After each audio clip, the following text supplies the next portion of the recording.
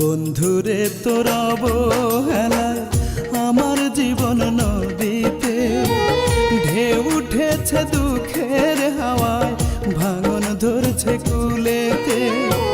কইলি না রে কোন সে ভুলে আমার ভাষাইয়া কুলে, হারাইলি কোথায় কলঙ্কের দাগ